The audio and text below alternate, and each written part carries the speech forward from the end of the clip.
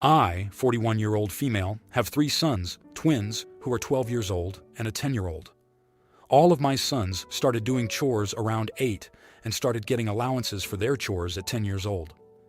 Chores are only mandatory 5 days out of the week. I don't care what time of day. They choose to get them done, as long as they are done by the end of the day. I made it clear to my boys once they started earning money that they would be getting $10 a day for every day they complete their chore. If they fail to do so, then $10 would be deducted. It has been that way for 2 years for my eldest boys and a couple of months for the youngest. Allowance is always paid out every Wednesday, and I encourage them to save enough to take with them on the weekend to their dads in case they go somewhere fun or see something cool that they might want, but dad might not be okay with spending money on. This system has worked swimmingly for us since it started. The boys have always complied with completing their chores. However, one of my 12-year-olds refused to do his chore of the week, sweeping downstairs and wiping down surfaces, for 3 days. The first 2 days he did so without a problem. But when his friend asked him to play on Fortnite with him, my son asked for 15 minutes to complete his chore before he got onto the PlayStation. His friend asked what chore he had to do, so my son told him. In response, my son's friend said, "It's a good thing my parents don't make me do girl chores." I spoke with my son and explained to him that knowing how to clean was not specific to any gender, that it was a life skill everyone needed to know. I also told him that I understood that other families functioned differently. However, in our family, everyone did an equal share. Even after speaking with him the first day he decided not to do his chore, he still chose not to do his chores. So as agreed, I took $10 out of his allowance for each day he didn't do, which allotted to him only having $20 in his allowance, whereas his brothers had $50. The problem comes where my son was so upset about the lack of money in his allowance that he called his dad about it, very upset. My ex-husband then proceeded to call me and tell me that I'm in the wrong for only giving him $20 and to imagine how it makes him feel that his brothers got more than he did. I explained to him that our other sons actually did their chores for all 5 days, so they were rewarded accordingly, and assured him that if he had decided to start giving the boys an allowance, then he can run the allowance however he wanted. But this was ultimately the system I had come up with. My ex-husband told me that I am being insensitive and humiliating our son. Am I the idiot? Now, here are the comments. Comment 1. Not the idiot. It is a great life lesson that people who do the work get paid.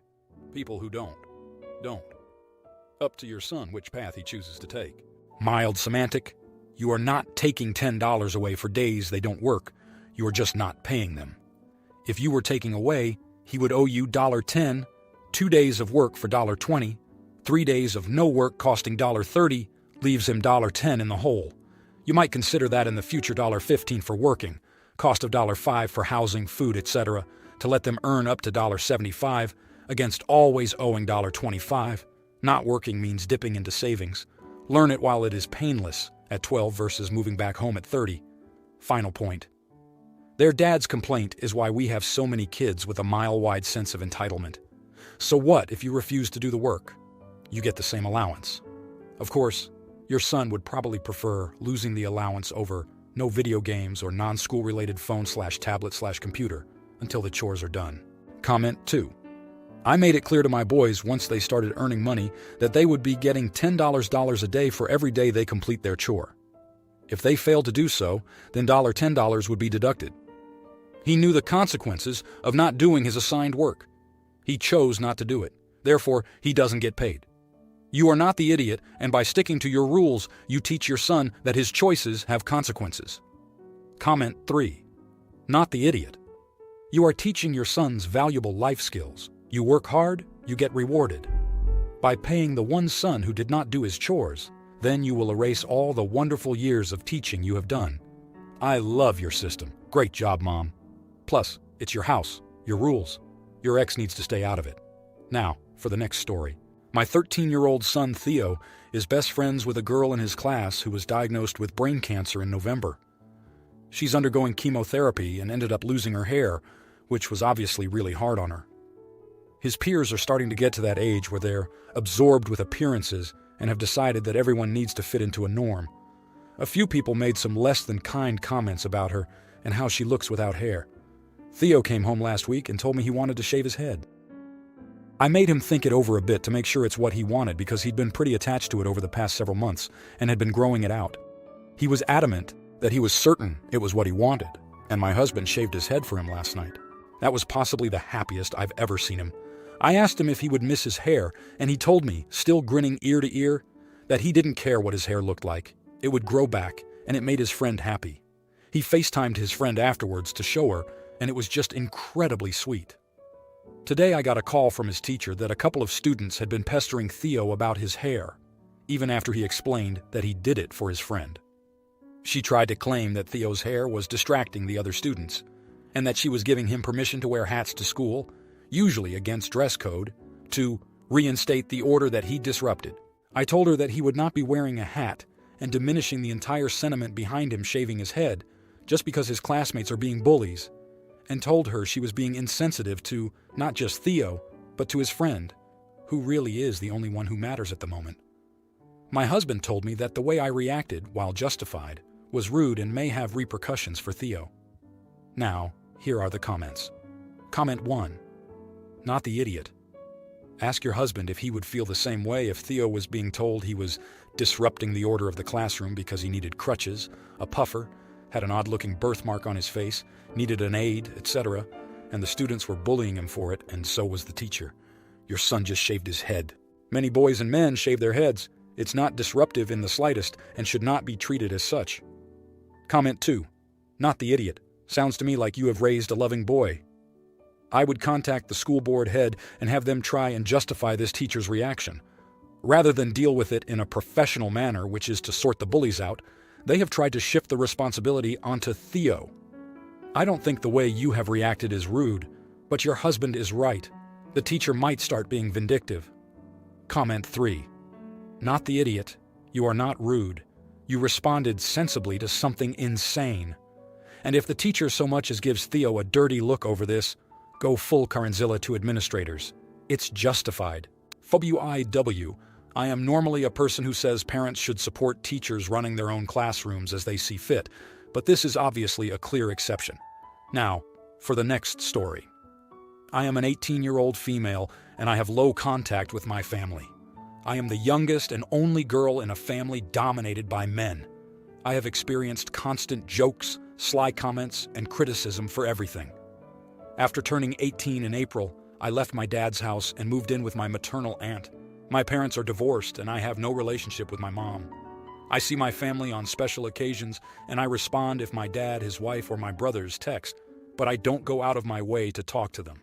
They have asked me why, but I don't give them a clear answer because I don't need them to deny the truth. Last week was my dad's birthday, and my boyfriend Oliver and I went to his house to celebrate with the rest of the family. Oliver came with me for support because I wouldn't have gone without it. Everything was fine until we sat down for food. My dad started talking about my job and how I wouldn't accomplish anything because I didn't go to college. His wife commented on my outfit and asked if I worked as a prostitute. My brothers made comments about the food I was eating and accused me of being pregnant because I wasn't drinking and my stomach looked big. They have done this many times before and it often made me cry. This time, I decided enough was enough and stood up for myself. I told them that I was tired of being treated poorly and that I no longer needed them in my life. I am an adult and deserve to be treated with respect. Oliver and I left, which made them angry. Once I returned to Oliver's house, I received calls and texts from the family, calling me embarrassing and saying I couldn't take a joke. My brother called and said that while I was out of line, they wouldn't mention it again if I came back, but I declined. Oliver and my aunt support me, but my aunt thinks I should hear them out, and now I'm conflicted. Comments. Comment 1. Not the idiot, not the asterisk hole. You have two options. A. Continue to tolerate mistreatment from your family while they make cruel jokes at your expense, or be seen as a bad person for not accepting it. Most people in your family agree with option A. B. Stand up for yourself and show them that they can't treat you that way if they want you to be part of their lives. Show them that you deserve better and refuse to give in to their ill treatment. Your boyfriend agrees with this because he cares about you. Your aunt also cares, but her belief in humanity is naive if she thinks you should immediately return to them because they promise not to harm you this time. Let them sit with the consequences of their actions and show them that you mean business. Option B is the clear winner. and you should be proud of yourself. Comment 2. Not the idiot. They are not joking. They are sexist, ignorant, and abusive. Your life will improve once you remove them from it.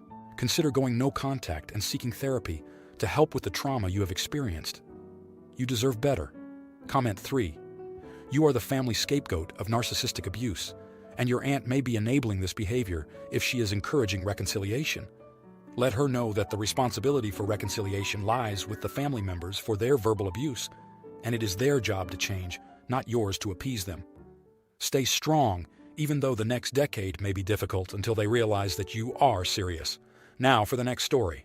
I, 30 years old female, am meant to attend my friend's 31 years old female, sister's 29 years old female, wedding this weekend 2 days from now. I have genuinely been looking forward to this. I have bought 4 different dresses, excessive I know, but I couldn't decide. New shoes, a bag, and accessories, all just for this wedding. I was excited to celebrate the day with friends, and more selfishly, it was going to be my first time away from my young daughter. I love my daughter, but I was enjoying the thought of not being solely at her beck and call for a couple of days. My daughter has been ill since last week. She has had a fever, not eating or drinking, and developed a rash and blisters on her hands, feet, and mouth. Yesterday, I also became ill, starting with an incredibly sore throat and headaches, and it has developed into a fever and also blisters on my hands. I got an appointment with a local pharmacist, and they confirmed that we both have hand, foot, and mouth disease, which is highly contagious. They advised me to have as little contact with others as possible until over the infectious period, which can be 7-10 days. Yesterday, I messaged my friend, advising her of the situation and stating that I would not be able to attend the wedding, which I am really disappointed about. I also messaged her sister, the bride, and explained and apologized as well, and have stated that I'm happy to pay if they are out of pocket due to my absence. My friend messaged me back today, basically saying that I am the idiot for it being so short notice, that there's nothing they can do now, and they can't invite someone else. She also mentioned that she's incredibly disappointed in me and doesn't have words for me right now. On top of feeling physically bad from being ill, I now feel like a complete jerk and feel really crappy. I understand it's infuriating because it's so last minute, and I would be a little pissed too if it was me, but it's not intentional, and it's out of my control. I've done my best in the situation by offering to financially reimburse the bride, so I don't really know what else to do. Am I the idiot?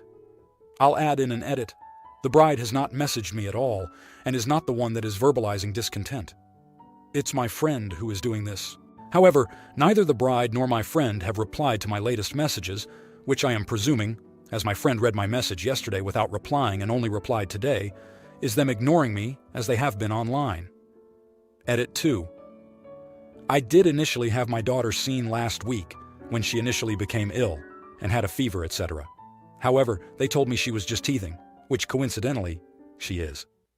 I then further took her back this week when she developed her rash and blisters. While there, I expressed that I too was ill and was diagnosed with hand, foot, and mouth disease as well. Now here are the comments. Comment 1.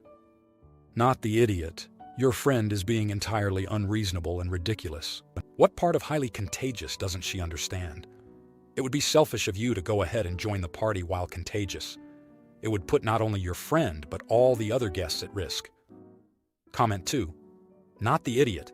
The alternative is showing up to a large event and spreading disease. Once again, I need to trot out, have these people been living under a rock for the last 3+ years?